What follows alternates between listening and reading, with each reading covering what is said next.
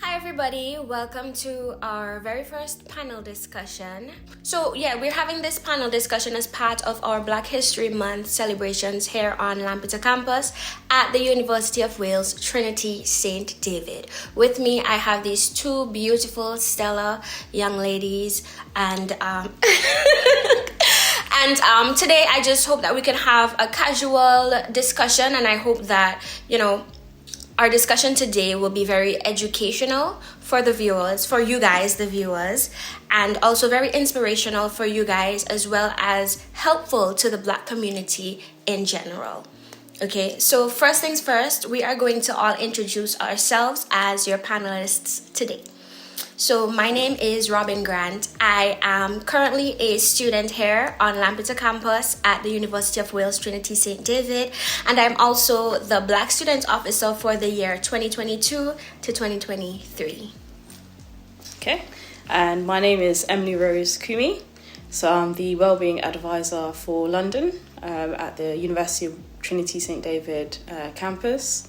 And my background is also in psychology, counselling and psychotherapy, as well as in the NHS, working in acute services in child and adolescent mental health.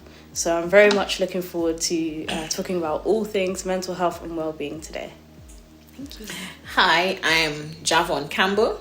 I'm a second year student here at Lampeter campus of the University of Wales Trinity St. David. I am from St. Vincent and the Grenadines. I am Miss SPG 2004, which is a national pageant that we have in St. Vincent. And I'm also a mother of one.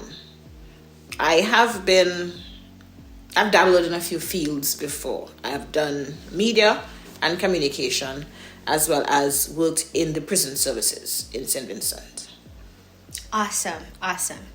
So thank you, ladies, for taking the time out to be here with me today. I really appreciate it. And we're going to get right into today's discussions. The format we're going to take is we are going to have different questions, and each of us will be answering different questions, and hopefully that would spark the discussion and get the ball rolling. Okay. Cool, great. Okay. So this year's theme for Black History Month, the UK theme is A Time for Change, Action, Not Words. And we are going to be discussing what that really means to us. And also we're going to be tying it in with the international theme, which is sharing journeys. Okay.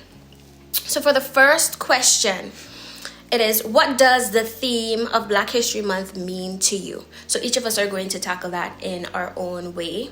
And the theme is A Time for Change, Action, Not Words. Who wants to start? I don't mind Thank starting. you.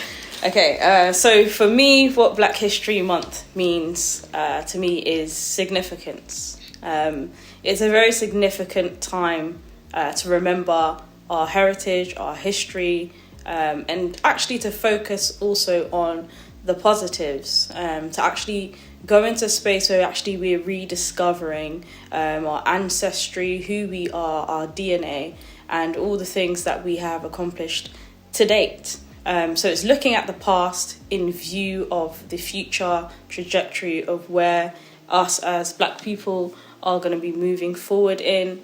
And it's a time of celebration. So for me, the word is, it's a time of significance. Okay, thank you.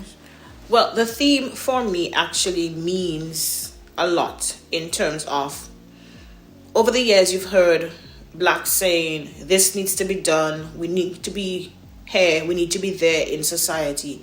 But nobody's really getting up and making things happen. So it's time for us now to stop talking and start doing something to get ourselves out there and recognized as Blacks. I mean, too often you would hear us say, man, they ain't treating us right as Black people. But we sit down and take the treatment. We're not getting up and saying, you can't treat us this way. We are also part of the society. Include us in every discussion. So it's time for us to say, we want a seat at the table. We need to be heard. That's what the theme for this month's Black History means to me. Okay, yeah, definitely. I agree with both of you guys in that, yes, the importance of Black History Month is to kind of reflect on how far we have come as a people, And the theme, Action Not Words, it's definitely about taking a stance and actually doing something about the injustices that are being done, toward the black community. And it's not necessarily just about taking a stance against outside forces. It's also taking a stance for ourselves and changing our mentality, how we think and how we do things as a black community to improve people's perception of us and also our perception of ourselves, okay, and to improve our stance, our position in society for the future generations. So that's what it means to me. For this next question, we are going to be asking specifically Emily Rose, because I know that your background is in health and well-being and so on. So your question is, how has health and well-being changed in the black community? So this is quite a big question. So I'm going to break it down by first addressing, I think, 3 really key areas that I've noticed across research and also in clinical practice as well, because I have a clinician's background. Working in a therapeutic modality with individuals. So the first area that I kind of want to address in terms of the mental health and well-being in the black community is specifically to do with this main factor, which is the impact of social media and something called vicarious trauma. Okay. Which is, in short, vicarious trauma is a specialist sort of term used for mental health professionals or professionals who work with individuals who experience traumatic experiences and how it impacts them as the individual. So, for example, police or mental health workers who work with individuals who have traumatic experiences, they also can experience that traumatic experience as well, as a result of helping someone else. And the reason why I want to talk about this subject in terms of the wider impact that it has on the black community is actually, if we go back to 2020, where there was the murder of George Floyd, there was a lot of social media attention going towards this topic. And this topic has always been there, however, that's when the social media aspect of it actually increased, and there was a lot of awareness being raised, and there was a lot of people having conversations, and it came with a lot of positives, but at the same time there's this core attribute when it comes to mental health and well-being, which is the current theme of trauma that black people in the black community experience time and time again. So whether it's you having exposure to social media videos of police brutality or having to share, comment, like, etc. to bring awareness, when we're actually thinking about how we're managing our mental health, that also comes with it because it can have an adverse effect. And we are seeing in research that people during 2020 had all this exposure to all of this information, all of these videos, all of these pages. However, the output wasn't necessarily always positive. It came with some aspects of trauma where people were having a sense of increased anxiety, increased depression, increased hopelessness, feeling that they were not able or capable of doing something, or what happens if it happens to me. Right. So this internalization of trauma based on the fact that they have witnessed it, even someone who's not in their geographical location. And so it's so important right now for the black community to actually gain support. If anyone has been traumatized, there are a few organizations that they can reach out to gain support from, which I will actually leave with the details with you later.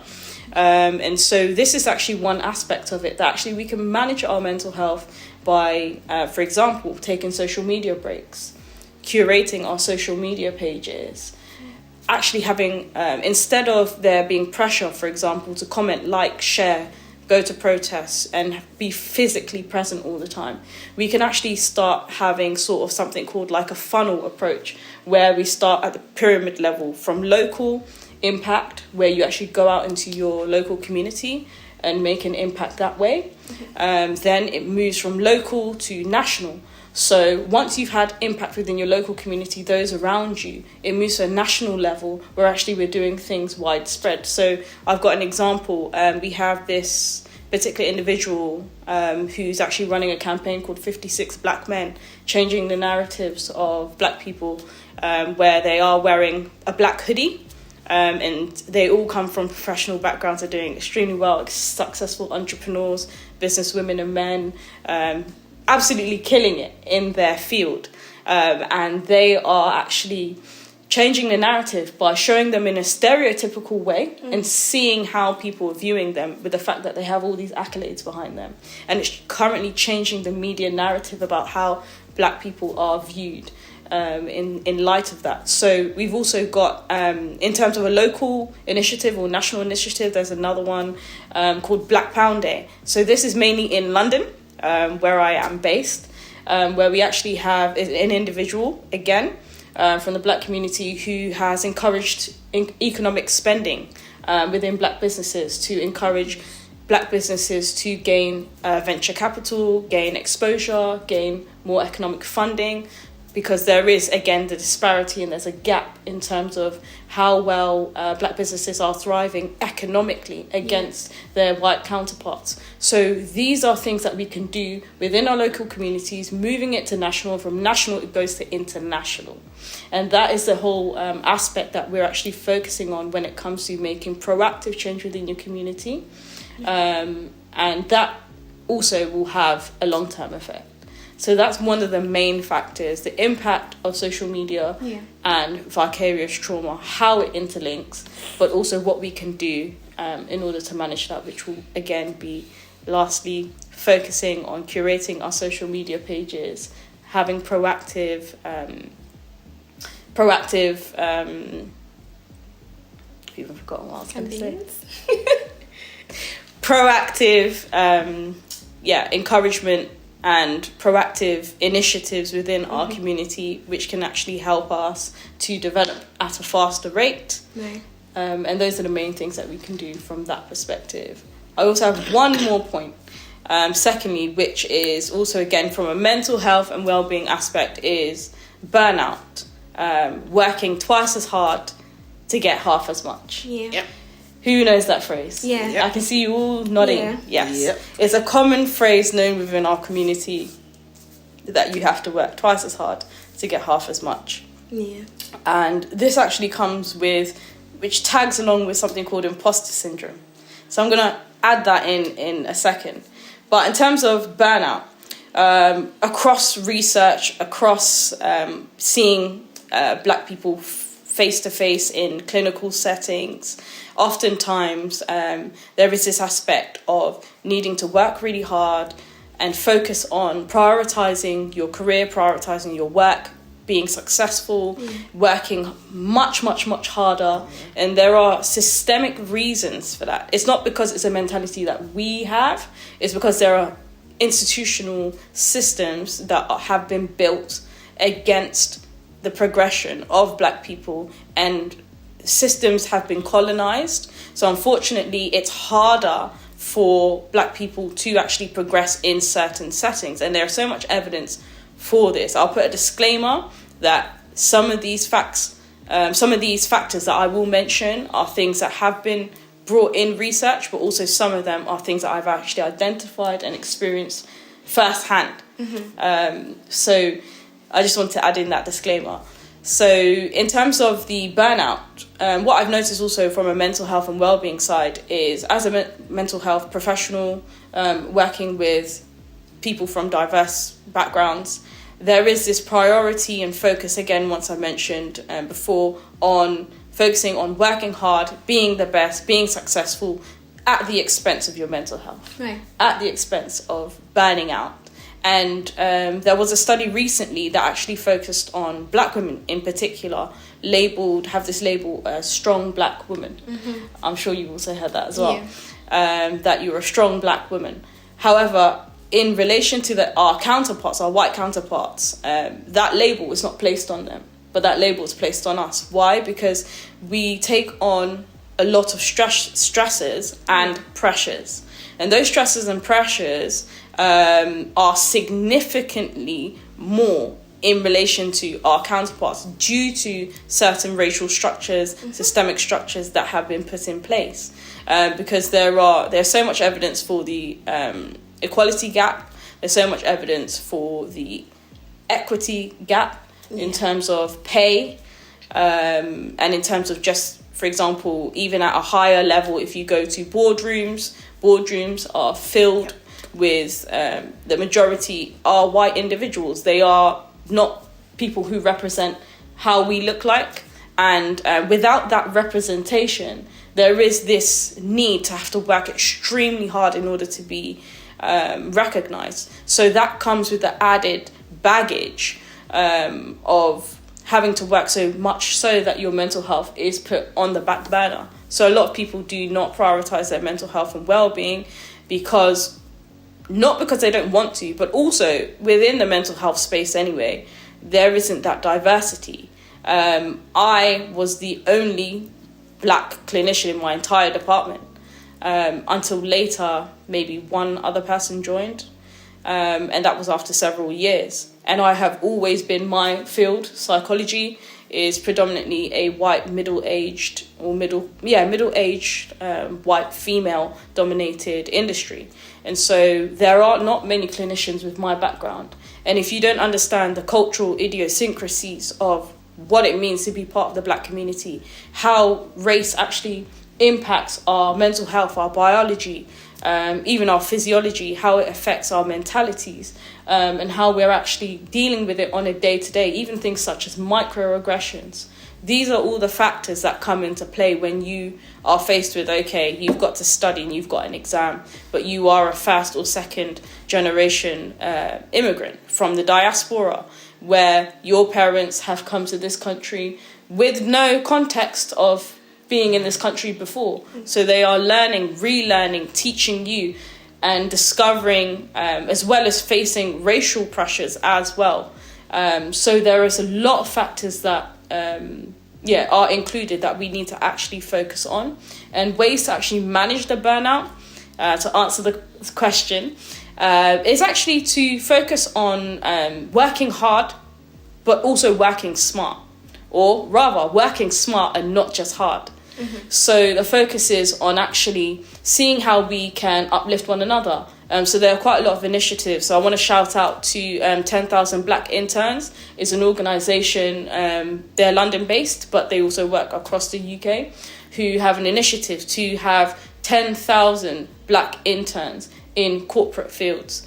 And also to Regeneration Brainery. They're another organisation who actually encourage people from Black and other ethnic backgrounds.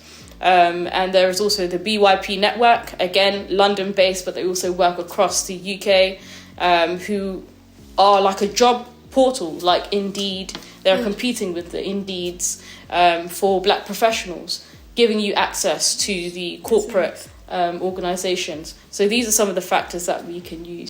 Thank you so much, Emily Rose. And I think that was very, very informative. And I love the fact that you actually shouted out, ongoing initiatives that are currently operating in the UK, because it's very important for us to be informed of these things. Because even though they may be in operation, a lot of people in the diaspora may not be aware that they are about, and that, and people may be struggling, not knowing that there are systems in place or organizations that exist to help us.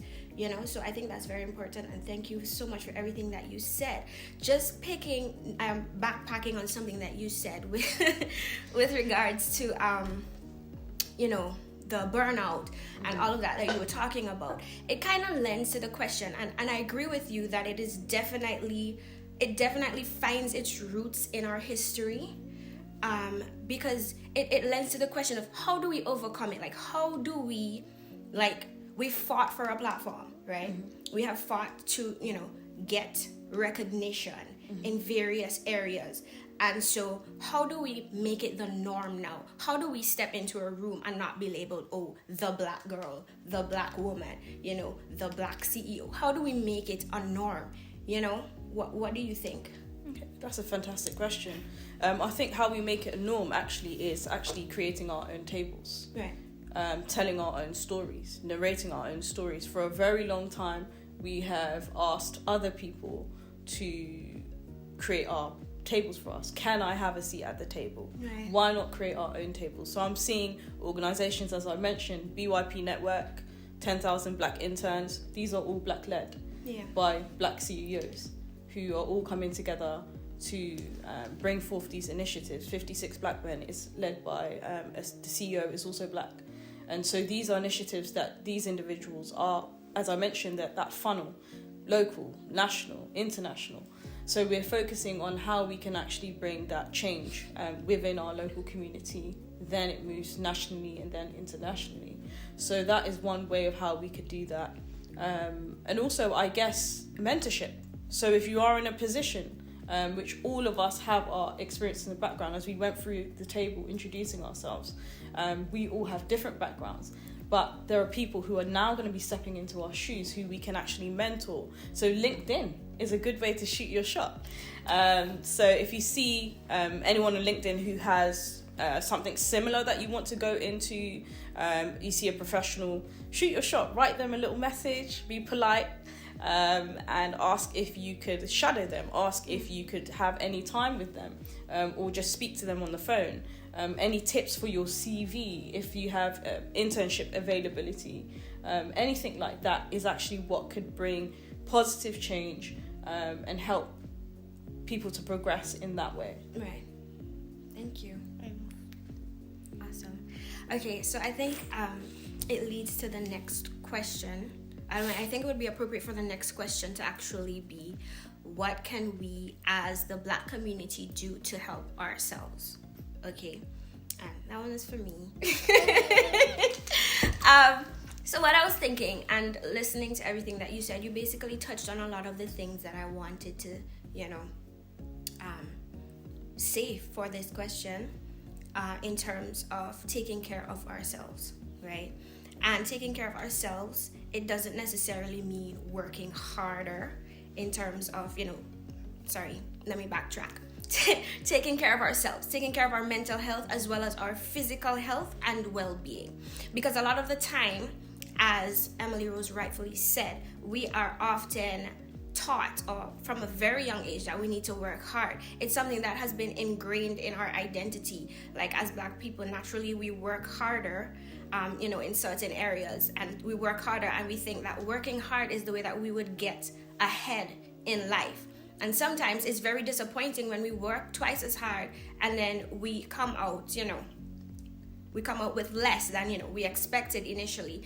And so we often suffer from mental health issues and also a lot of excessive burnout, and I am very much an example of that. Like I literally have experienced this before, and so I got to the point where it really I thought to myself that it really doesn't make sense that I put so much pressure on myself if in the end I'm not going to be able to enjoy the benefits of the hard work that I put in because I'm just so tired, And so I do think that mental health is very important, and it is something that we often put on the back burner for real because we don't see the importance in it. We are focusing a lot on, the physical benefits of hard work, titles, recognition from other people, and so we neglect what our needs are, right?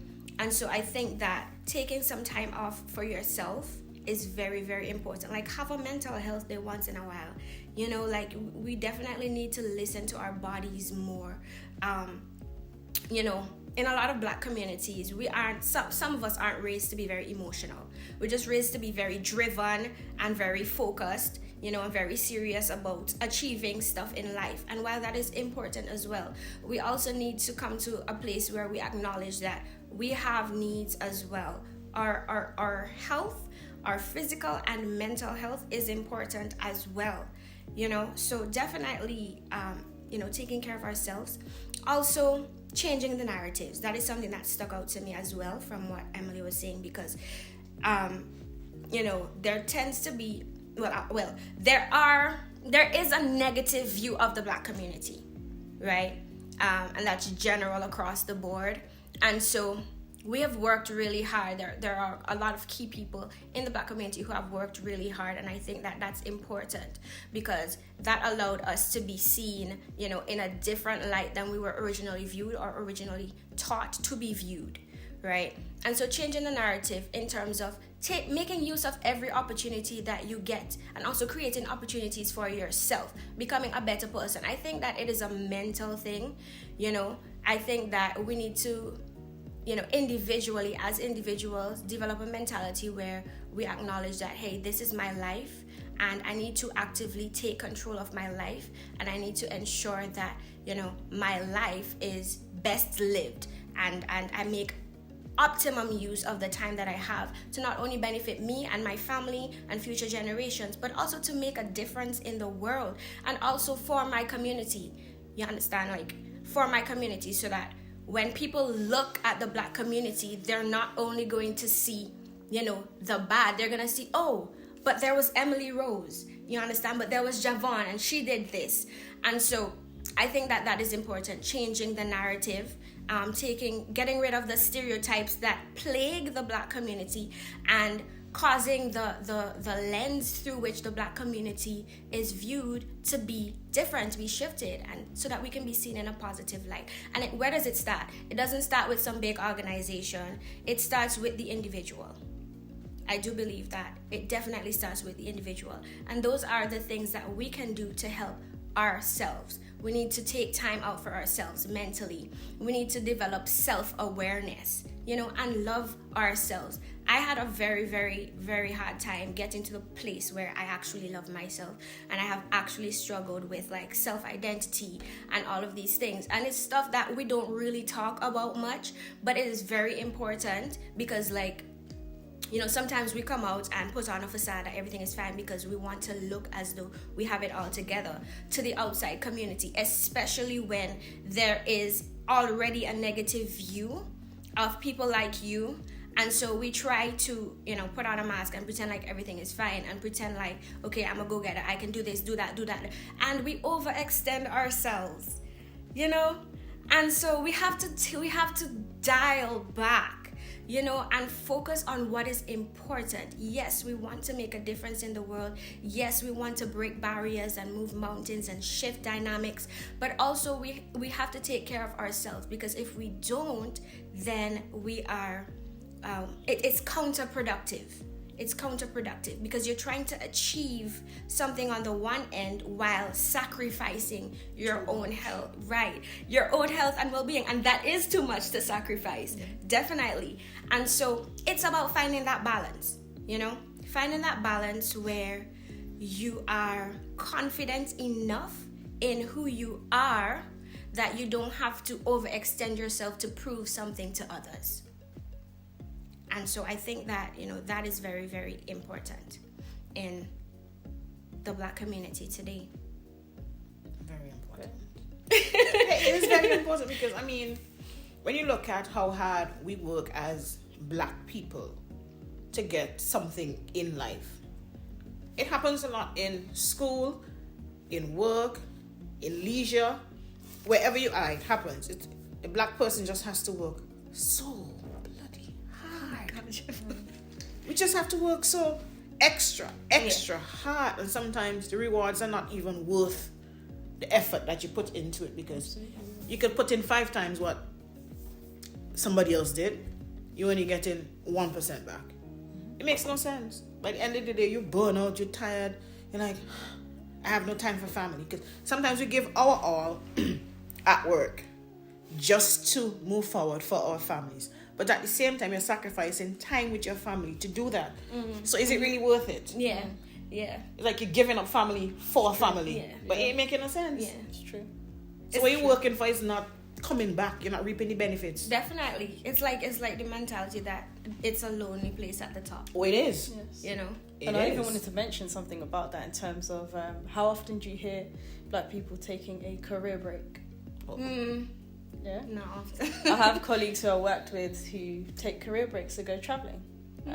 2 of my colleagues recently have taken 5 months off to go traveling. Their jobs are still waiting for them there to go traveling. So that is something that we can actually think about taking sabbaticals.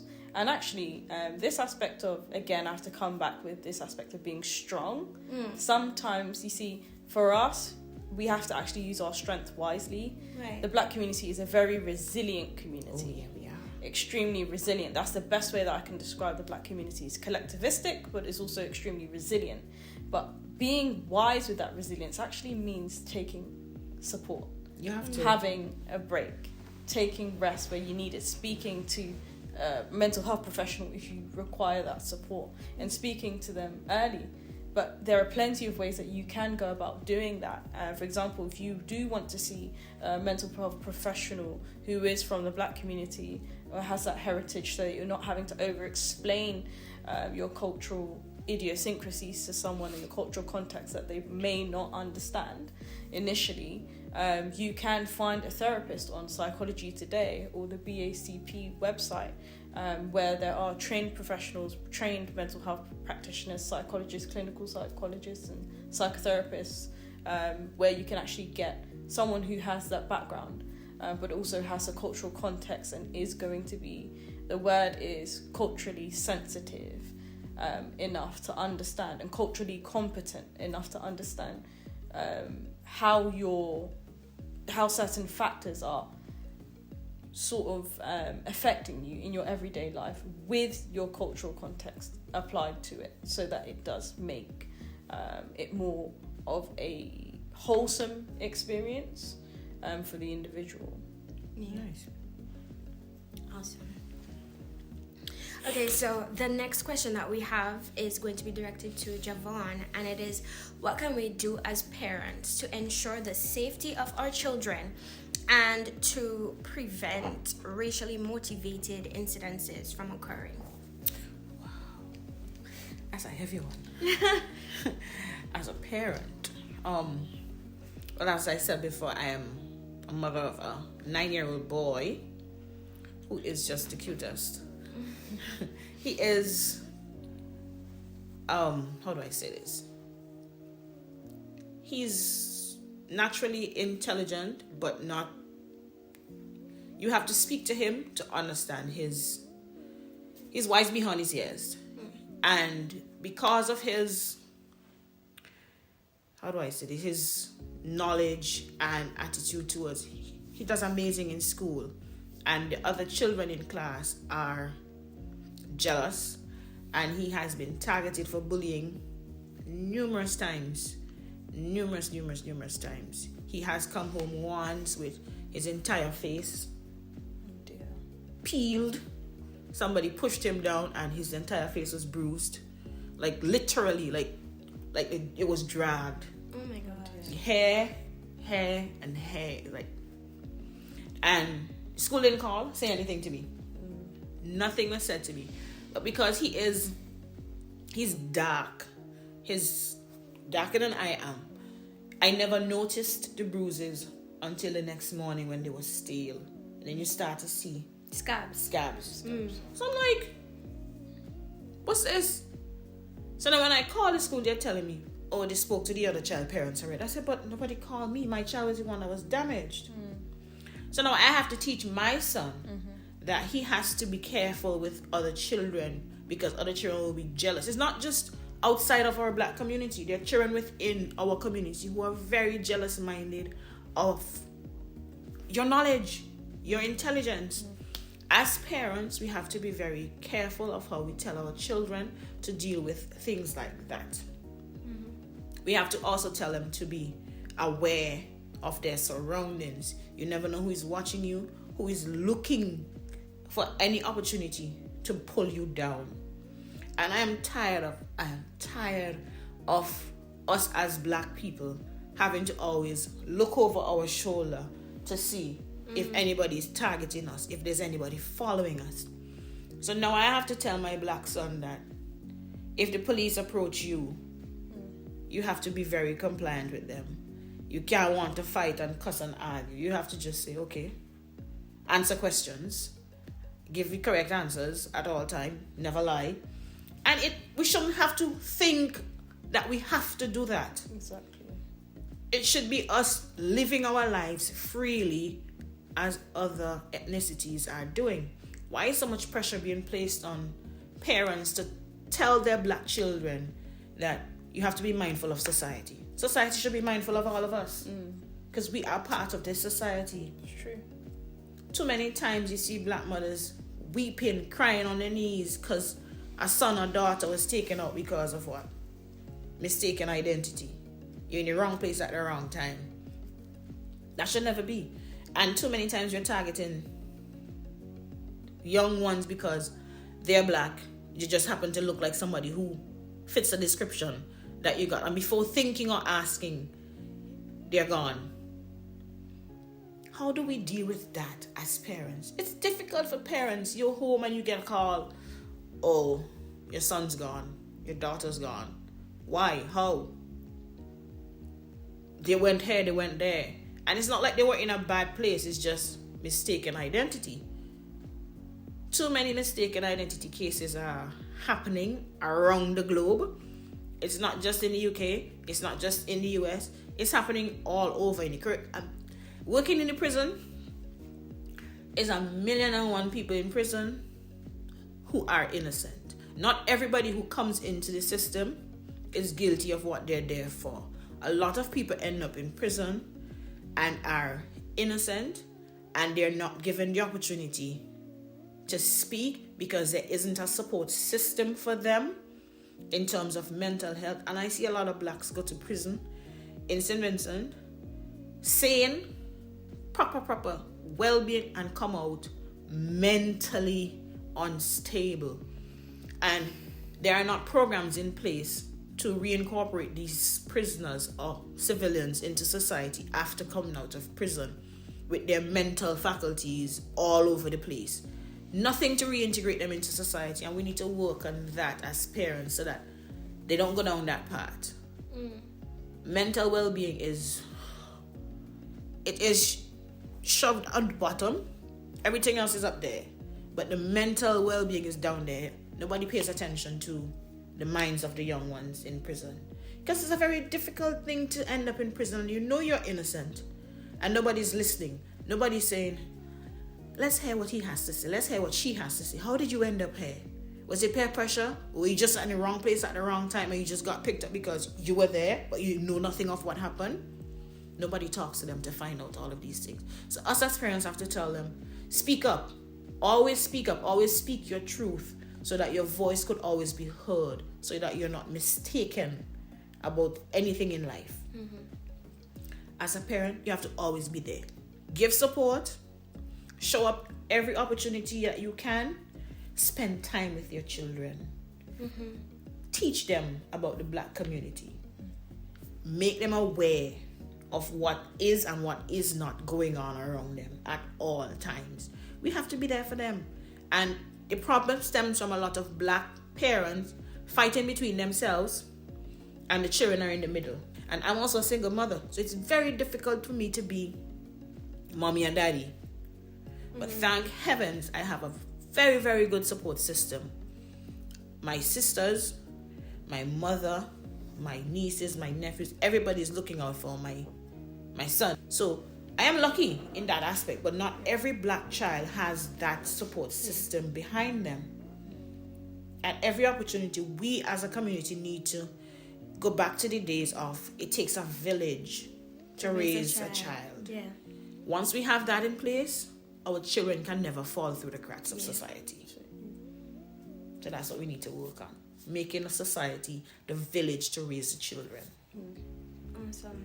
Yeah, I think that is definitely important, because even growing up, we see a lot of adults, and I've experienced this for myself, where you realize I'm suffering in this area, and these are things that I would have probably overlooked, or I was not able to identify them earlier, maybe because I was a child then, and my mother would take care of certain problems for me and stuff. I wasn't really as self-aware as I am now, and also I didn't have as much responsibility as I have now.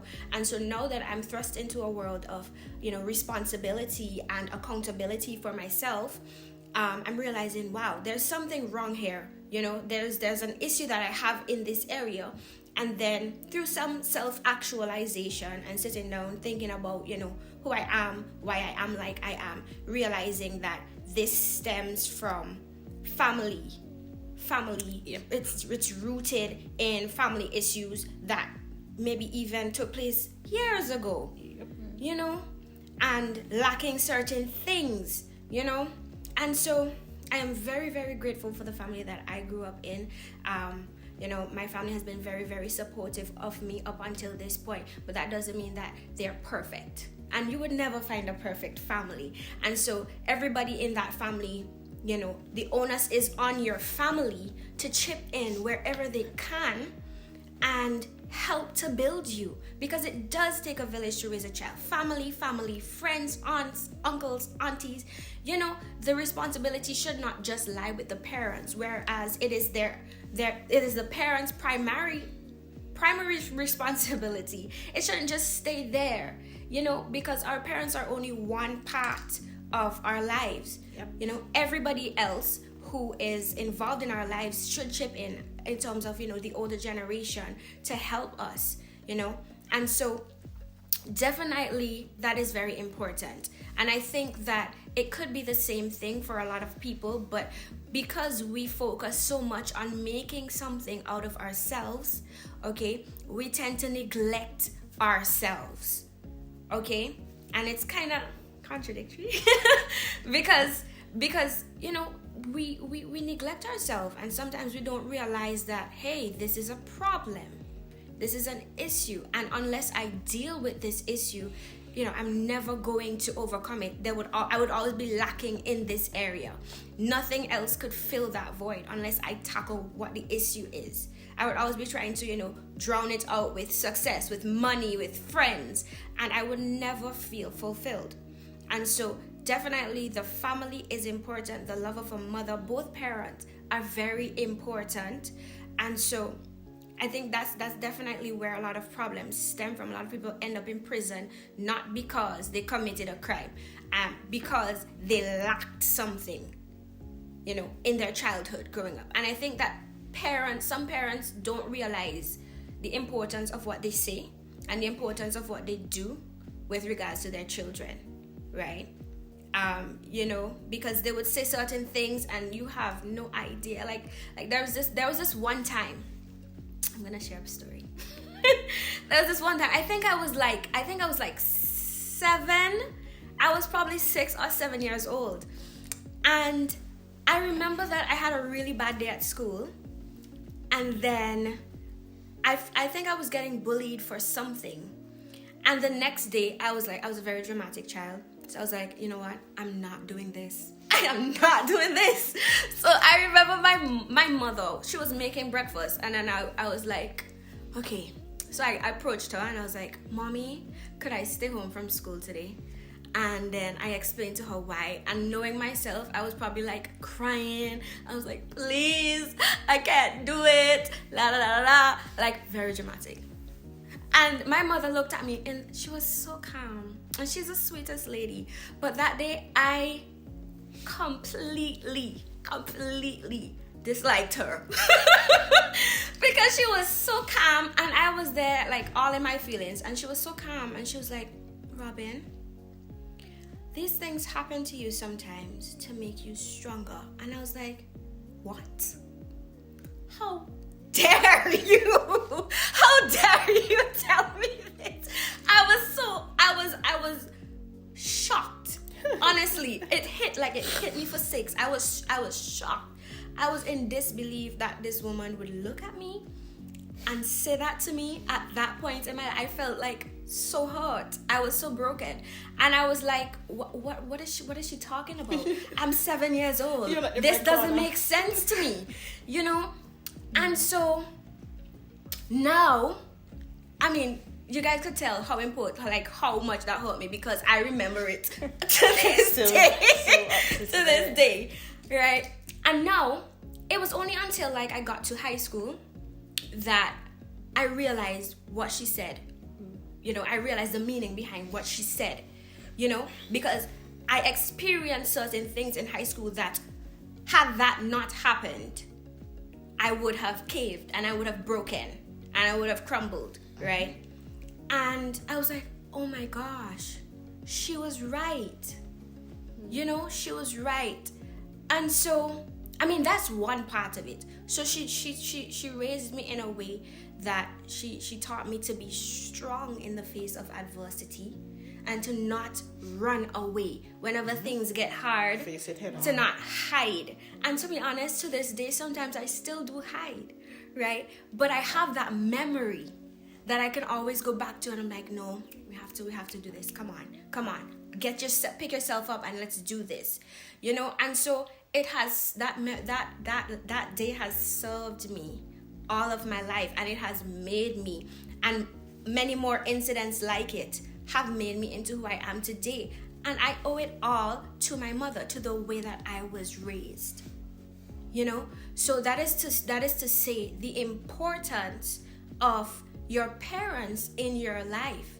Okay, and very oftentimes black children who experience neglect, who are from broken homes, broken families, they grow up not knowing who they are because they never experienced love.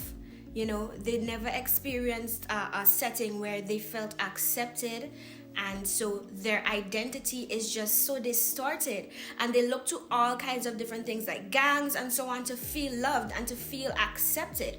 And so that is why, as parents, I think it is very, very important to make your children feel love, to make them know love, right? To raise them in such a way that they have no doubt. My mother would always say, Yag, all you can say I ain't love all you know. All you can't say I ain't love all you. All you cannot say you never knew, because I did everything. And she's right. Even when I have moments where I'm not feeling like myself and I'm just like really down and stuff like that, I cannot say, oh, this is because my mother never loved me. You know, because she did. You know, she did. Tough love sometimes, yes. Yeah. Oh, yeah, a lot of that happens. Tough love, like when I was 7 and she made me go to school. But nevertheless, I am convinced beyond the shadow of a doubt that I am loved by my mother. I may not agree with her all the time, but I know that she loves me. And that is very important, because if I didn't have that, who knows where I would have been today. True. You know? I think I actually want to add just a very brief point on that. I think it's so profound and powerful because, for a few years I actually had some responsibilities where I was actually looking after my younger brother, who's like, we have a 10-year age gap. Okay. So my parents, my dad fell ill, so my mum had to go to Ghana. Ghana is where I'm from. Wow. And yeah, so for 2 years I was looking after my brother.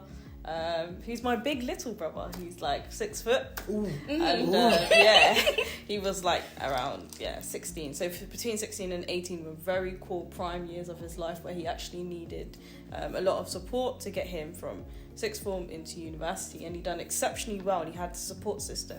But imagine not having your parents physically with you and now you're with your sibling. So sometimes these different dynamics happen where some parents are not able to be there, or things happen where, but essentially if you do have that very strong relationship, you've been able to invest in your children in that way, spend time with them. My parents constantly drown this into our heads that actually wherever we go, we hear their voice. And that's actually a very powerful tool that actually, for example, if I'm not studying and I'm just procrastinating, for example, or if I'm in a situation where maybe I shouldn't be in that place. Right. If those values that your parents have instilled into you, and they make you have that understanding of the reasons behind it, not just telling you don't do this or don't do that, or being very punitive, the key is actually to let your children hear your voice, so that wherever they're navigating difficult situations, that core value that you've taught them, that core belief, that core principle that's going to help guide them in their life in future, they would hold on to that principle irrespective of wherever they are. Yeah. And they will make that conscious decision to align with that principle because it aligns with them. Right. It's not just about micromanaging your child or being punitive, for example, but it's actually helping them to navigate life. Like what you mentioned, your mum helped you build that sense of resilience. even though you didn't want to go. Yeah. She still made you go. But today, you're able to get through those situations because, for example, like even for anxiety, some of the techniques that we teach patients is something called exposure theory, where if you are finding something very anxiety provoking, if you expose that person to it in little stages, bit by bit, they finally get exposed to it. They can actually have the skill set, the capabilities to be able to overcome that same thing that they were once afraid of. And sometimes we have to, it's small doses. You have 18 years to implement those really small doses. And it's not trying to make things so glamorous and huge, but it is taking small, tiny steps as a parent to actually see how you can bond with your child. Sometimes take it outside of the house, maybe take them for a day out, whether it's the park, whether it's doing something, an activity, because oftentimes in the Black community, leisure, unfortunately, is another area that perhaps we don't participate in much, and there are several factors, again, to talk on based on reasons as to why there isn't as much disposable income within Black families. However, it's a culture that we can actually create within ourselves, and it doesn't have to. Gratitude is free. That's what I always want to say. Gratitude is free. Doing small things, bonding is free. Watching a movie together at home is free. Painting a picture is free. Yeah. These are the things that actually boost your mental health and well-being. We're not asking you to have hundreds of thousands of pounds in the bank, but it's just doing these little things together to build that bond. When your child comes home from school, give them 15 minutes. This is me and you time, so that we can speak. Or if it's before bed, whatever time it is that you can allocate for your child, these are the opportune moments for you to take. But again, it links into this aspect of overworking and not being present and burnout and imposter syndrome. If you're not doing enough, it's counterproductive and going through this vicious cycle. Yes. Exactly. Yes. So it's so important to actually see how you can manage those aspects so that you can actually give back to your family. Yep. Definitely. I do think that is very, very important. Wow. Okay, so sadly, this is the last question that we have. We're just gonna be talking about what does the theme sharing journeys mean to you, and how can we benefit as people from sharing our journeys? Javon. Well, sharing journeys is very important. I think we should all share our experiences so that persons can learn and know how to maneuver through certain circumstances, because they might be going through the same thing but not be vocal enough to tell you that this is what they're going through. You might not even know that that's what they're going through, but you speaking on something like that would give them the extra push to move forward, to maneuver through it, to get past it, to say, okay, if they can do it, I can do it.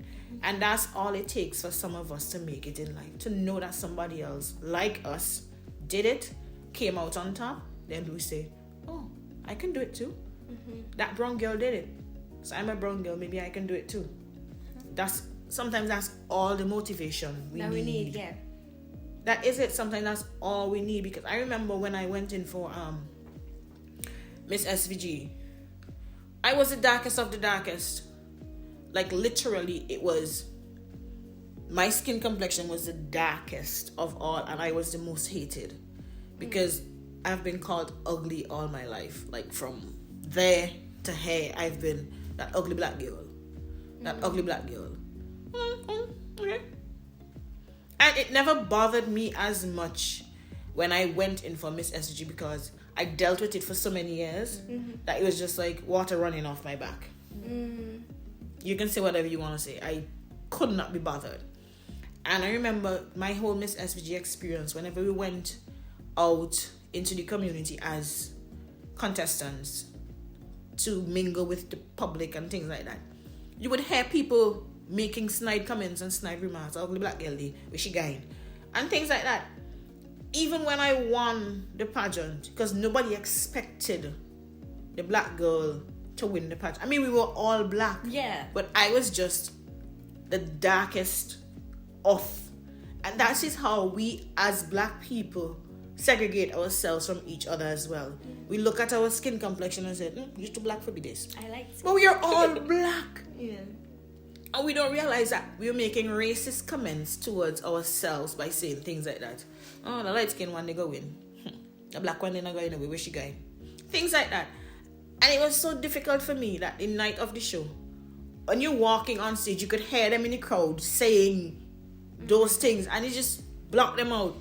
I remember one time when I won, after I had won, they were having a Miss East St. George motorcade through East St. George, because I'm from East St. George, and I had done the East St. George pageant the year before Miss SVG and was second runner. So they asked me to be on the motorcade as a reigning Miss SVG.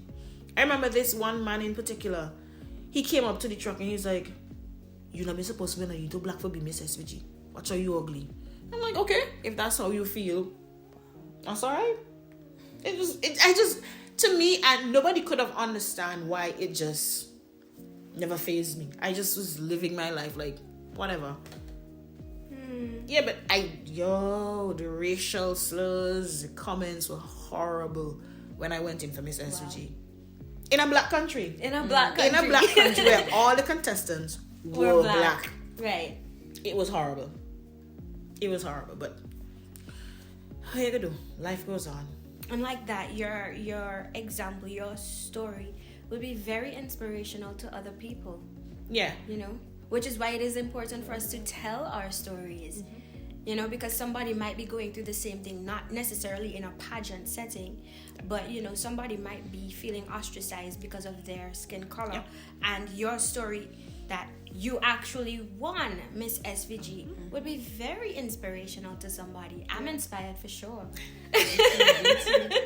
You know? So yeah, that is very important. So it's kind of just biting the bullet and listening to your story. It's like all throughout the process you just kept going. Yeah. It's inspirational that you didn't drop out, because that must have been hard. Because my thing was, most of the other contestants wanted to enter the pageant. I didn't. They asked me to enter the pageant because of my performance from the year before in the Miss East St. George show. Okay. I'm like, okay, might as well just fun. So I just did it because it was something fun to me. Right. And then everybody had this big issue like, where's she going? And I'm like, but it is, to me, the show is not a big deal. And everybody thought it was like, where's she going? This is a big deal. We don't need people like her in this show. Even the committee members who are, and if you say something that I am not in agreement with and I don't like, I will let you know that you can't speak to me like that. Right. I have rights and you cannot try and take away my rights because you feel you are better than I am. We're on the same scale. We're all black people living in the same country. So they had issues with that because I used to just tell them, no, you can't. I remember for Miss Carival, and you know Miss Carival is girls from all over the Caribbean. Yeah. And you have the blacks, you have the Hispanics, you have some of them are even white. I remember one time Miss Rodriguez with her out of place self coming and saying to me, it was a very out of place statement. And she's like, you can't just go up there and do and say anything in the interview segment, you know. Some of these girls on university, they got brain. I look at her like, you say that to me what? That I have nothing in my head? I don't have a brain? I said, woman, go and come again. It was very disrespectful. And my chaperone in the back telling me, Javon, don't answer her, Java. I said, but no, she rude. I said, you're being very rude and disrespectful to me right now. I will not tolerate disrespect. If there's one thing I will never tolerate from you, it's disrespect. You never say nothing to me again after that. Because it's disrespectful. How do you tell your national queen that, oh, the other girls don't go to university and they have brain enough? What's that saying to her? That you're not good enough to be on stage with people of that caliber? Come on. That's how they demean your whole being. They make you feel like you're nobody. And these people that are coming in from outside are just up there and you are down there. They're walking. No, ain't nobody doing that to me. Right. So that's why I try as much as I can to put that into my child, that he never feels less than. He always feels like he's on the same level with everybody and he has to work Not harder than them, but just as hard as they are working. Don't give more than you are able to give. Because I don't want him to work as hard as I worked to provide for him. My mother worked extremely hard to provide for us. She had 7 of us, and my mother and my father worked hard to ensure that we got what we wanted out of life. But I am working not as hard as my mother did, but I'm always putting my son first and making sure that I'm setting the pavement so that when he gets to that age, he does not have to put in as much work. And that's another thing that us black people always do. We work so hard for our children, and some of our children are so ungrateful, but we do it regardless because we want them to have what we never had. A life free of problems, a life where they don't have to work extra hard to get anything. I see. But it's also about finding that balance where we teach our children the value of working for themselves and getting things for themselves and being their own individual in their own niche and blossoming in their own respective area of choice, so that it's not a case where our children are just sucking off of us. Right. I mean, I don't have children, but I get what you're saying, and I totally agree with you. I mean, we work hard so that they don't have to work as hard as us, but we still instill in them that you have to work for what you want and for what you have in life. Right. So it's kind of like, yes, I'm setting the groundwork, but you still have to work to get some of what you need. I'm only giving you a push. You have to take yourself further. Definitely. If you understand. Yeah, definitely. That is very important. So that we don't have a generation that is lacking in motivation. Not lazy. Right, a lazy generation. Okay. Back to the issue of sharing journeys, right? Very important. And as I said, your story is very inspirational to me, even just hearing everything that you went through. And I'm sure that it is to others as well, and would motivate other people as well, For me, I definitely agree that, speaking your truth, speaking about your experiences can help persons to get through their experiences, because a lot of times you listen to stories from other people and then you're like, but that's exactly what I went through. Yep.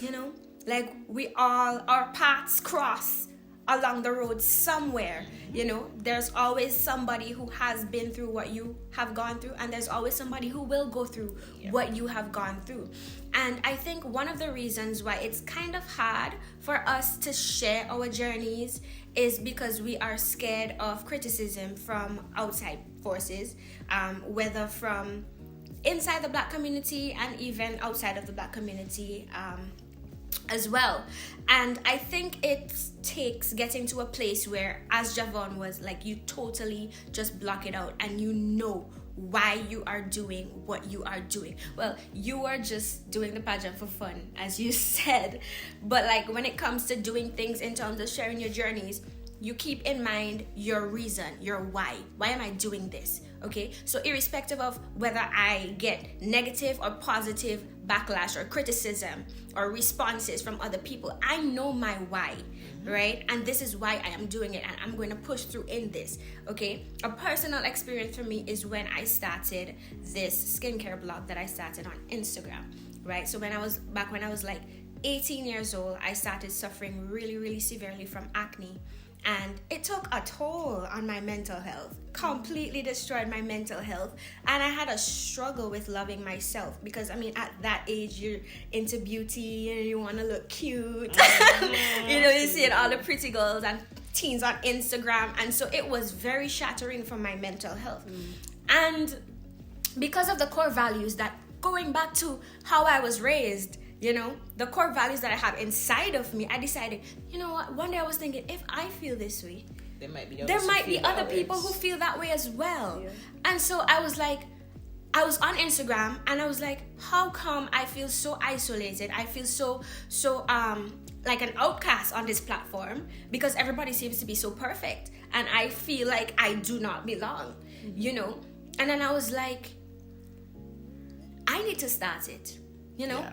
I didn't see a community For it. for, you know, people sharing about their skincare journey, their self-love journey, how to take. I didn't see that, especially, you know, from my country, you know. And so I'm thinking, okay, so all the other Vincentian girls are on this platform and this is what they're seeing. They're not seeing any content that is real, that is authentic, that can help them in their self-care and self-love journey. And I said, well, I might as well do it. You know. And also something that really helped me was the way that I was raised, because I was like, it's not easy. No, it's not. It's not easy. I had terrible acne, like you guys wouldn't believe.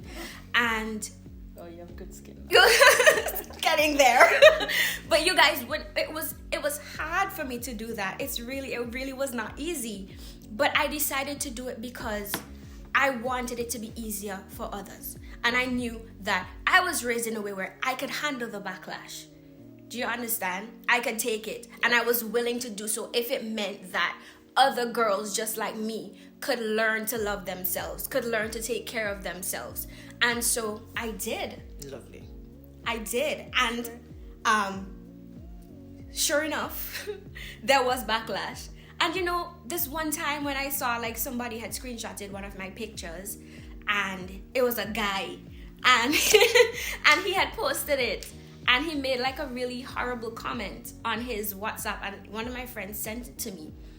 And I wasn't even hurt because I was prepared for that kind of thing.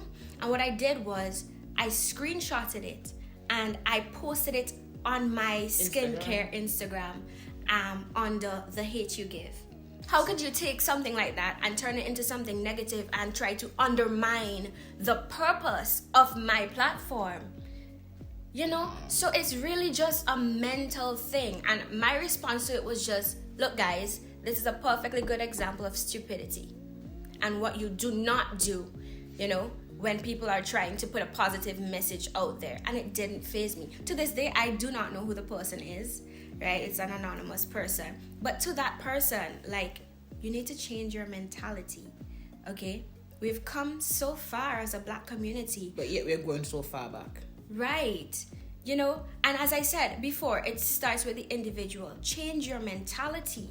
You know, let us come together and help one another. I like what Emily Rose said about, you know, supporting Black businesses. You know, that is another thing that we can do for our community. Help one another, okay? Instead of pulling each other down. Share your journeys. Accept the stories that come. Get inspiration. Give inspiration. Put good into the world. Take care of yourself while working to achieve something. You know, build up a good future for the generations to come, and change the narrative of the Black community in general.